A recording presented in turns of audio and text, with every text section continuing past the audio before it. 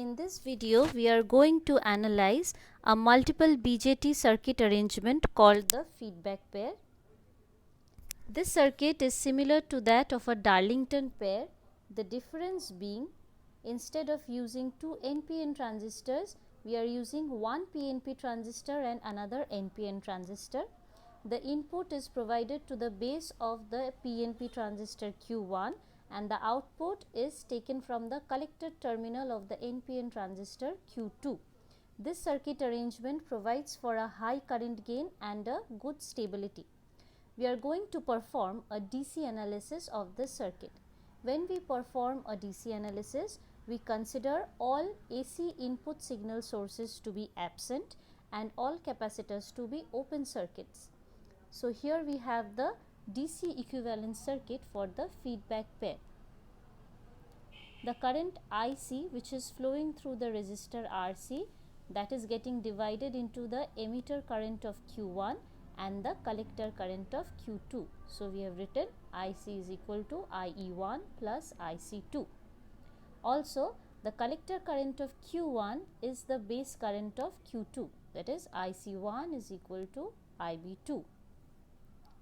Now IC2, which is the output current, we can say that can be written as beta 2 times IB2, which is again equal to beta 2 times IC1, as IC1 is equal to IB2. Now IC1 is equal to beta 1 times IB1. So IC2 can be written as beta 1, beta 2, IB1. So we can see that the overall current gain is very high, as it is the product of the individual current gains of the two transistors. Now in order to determine the terminal voltages and currents, we require these equations. We are going to form the following equations. IE1 we are considering almost equal to IC1 and IE2 almost equal to IC2, since the values of beta 1 and beta 2 are usually very high. Now IC, that is equal to IE1 plus IC2, as we saw earlier, and IE1 is almost equal to IC1.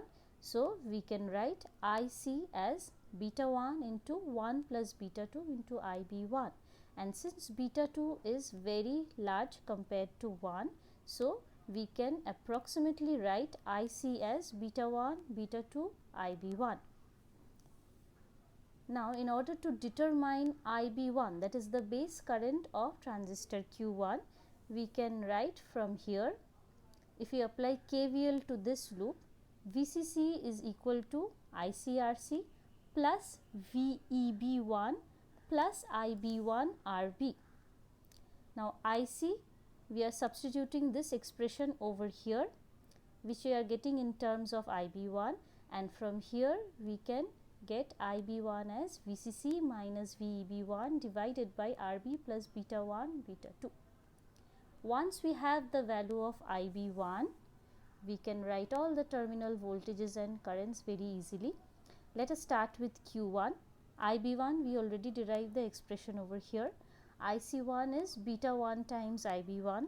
IE1 is IB1 plus IC1. VB1, which is the voltage at the base terminal of Q1, that is nothing but IB1 into RB, which is what we have written over here. Now VC1, that is the voltage over here.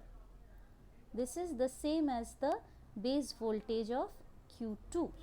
Now the base voltage of Q2, that can be written as VB2, which is equal to VBE2 plus VE2, as we know that VBE is equal to VB minus VE. So from there we have VB2 as VBE2 plus VE2, and since VE2 over here it is 0, so we can write that the base voltage of Q2 is equal to VBE2. So here we have VC1 equals VBE2 and VE1, that is the emitter voltage of Q1, that is VCC minus ICRC. So we have, and if we substitute the expression for IC as beta 1, beta 2, IB1, so over here we have all the terminal voltages and currents for Q1.